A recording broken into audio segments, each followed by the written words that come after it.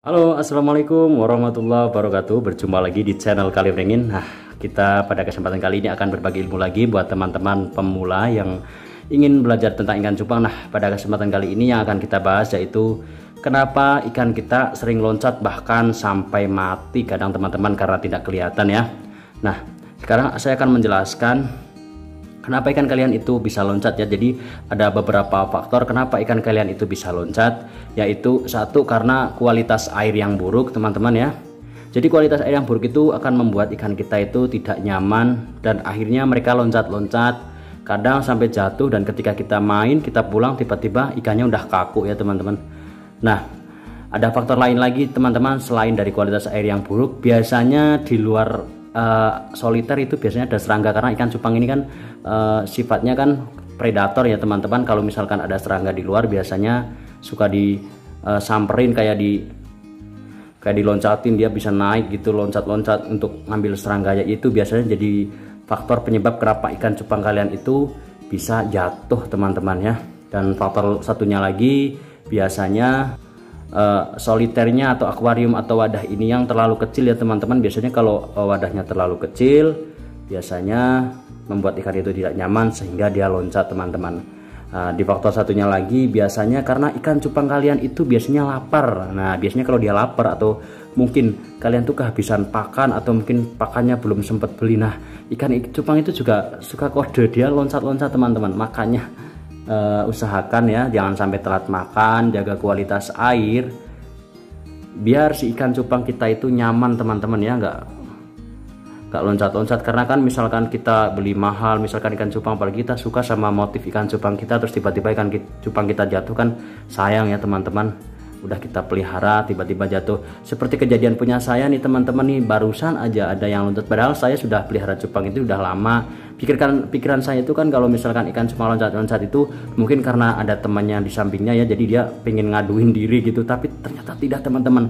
Jadi ada beberapa faktor yang memang bikin ikan cupang kalian itu bisa loncat dan jatuh. Nih ada contohnya teman-teman. Nih, gara-gara saya asik bermain dan saya nggak lupa ngasih pakan ikan cupang teman-teman. Ikan cupang saya sampai jadi ikan asin nih. Lihat, ini adalah ikan cupang koi galaksi saya ya teman-teman, yang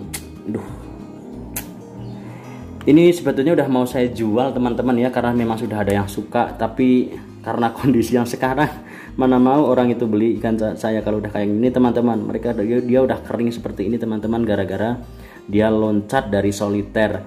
Nah, saya ngasih soliternya segini nih, takaran airnya padahal nggak penuh-penuh amat ya, masih ada jeda waktu segini, tapi namanya juga apes ya teman-teman ya. Makanya buat teman-teman ya, jaga kualitas air, jaga kepenuhan air, jangan terlalu penuh. Saya sarankan sih airnya sedikit aja nggak apa-apa ya, kecuali kalau misalkan kalian mau main sama teman, mau dipamerin ke teman, airnya boleh dilebihin lah. Tapi kalau misalkan kalian mau ditinggal-tinggal pergi, saran saya sih jangan terlalu airnya jangan terlalu penuh ya. Kalau terlalu penuh takutnya nanti kejadian kayak punya saya nih, jadi ikan asin. Kalau udah kayak begini mau gimana lagi coba, aduh ini udah nggak bisa ditolong teman-teman. Aduh ya Allah ya Allah.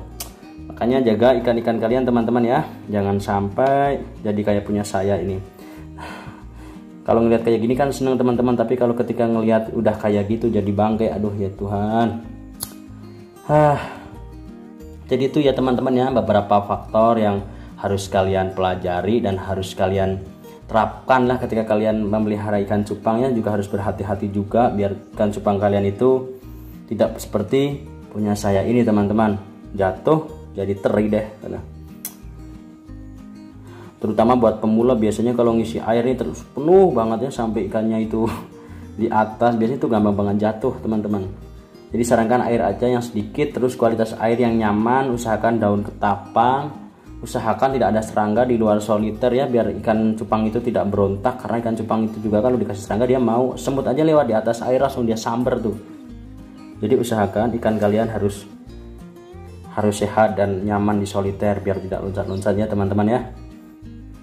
Kalau misalkan jatuh dan jatuhnya mungkin sudah sampai lebih dari 1 hari, pasti ikan itu kan sudah mati nih. Kalau misalkan ikan cupang saya masih cuman kaku doang, saya masih bisa untuk ngehandle atau nyembuhinnya. Tapi kalau misalkan udah kaku kayak gini ini kan sudah tidak bernyawa nih, udah nggak bisa, itu mah udah kuasa Tuhan yang bisa ngembaliin lagi. Tapi kalau misalkan masih fisik masih hidup, walaupun kaku, insya Allah saya masih bisa untuk menanganinya ya, seperti dikasih daun ketapang, dikasih garam ikan biar dia sembuh lagi. Tapi kalau misalkan udah kayak gini ya wassalam teman-teman. Ya sudah, itu saja teman-teman, saya akhiri. Wabillahi taufiq wal hidayah. Wassalamualaikum warahmatullahi wabarakatuh. Semoga teman-teman pemula nih yang mau ternak cupang lebih hati-hati lagi ya teman-teman, untuk memperhatikan kualitas wadah dan kualitas air maupun pakan. Oke, saya akhiri. Wassalamualaikum warahmatullahi wabarakatuh. Dadah teman-teman.